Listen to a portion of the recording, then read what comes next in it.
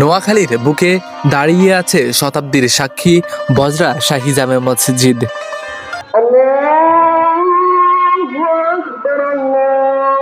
1800 শতকের মাঝামাঝি সময় ধরে স্থানীয় জমিদার আমানুল্লাহ এবং তার পুত্র কাজী মোহাম্মদ আলী এই মসজিদের নির্মাণের কাজ শুরু করেন।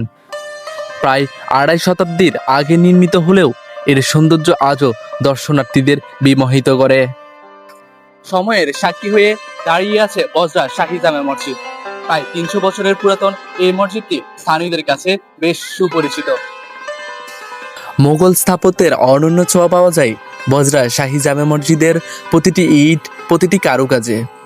3 গম্বুজ বিশিষ্ট এই মসজিদে রয়েছে মেহরাবের সূক্ষ্ম নকশা এবং দেওয়ালের শিলালিপির অনন্য শৈলী, যা আজও অতীতকে বর্তমানের সাথে যুক্ত করে রেখেছে।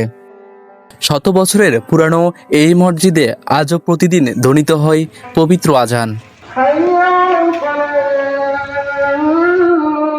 নামাজের সময় মুসল্লিদের কণ্ঠে উচ্চারিত হয় দোয়া, যেন যুগ যুগ ধরে ছড়িয়ে দিচ্ছে শান্তি, ভক্তি, এক আধ্যাত্মিকতার আলো।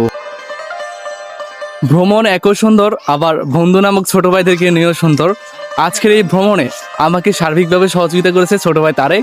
ছোট ভাই তারেক অনেক ভালো মন মানসিকতার মানুষ।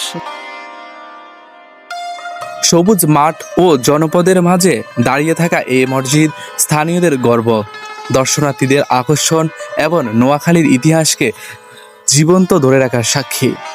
এখানে এলে বোঝা যায় কিভাবে স্থাপত্য শুধু ইট পাথর নয়, বরং একটি জাতির সংস্কৃতি ও বিশ্বাসের বহিঃপ্রকাশ।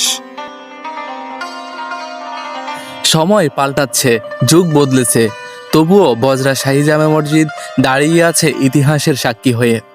এটি কেবল নোয়াখালীর নয়, সমগ্র বাংলার গৌরব, ঐতিহ্য আর প্রেরণার প্রতীক।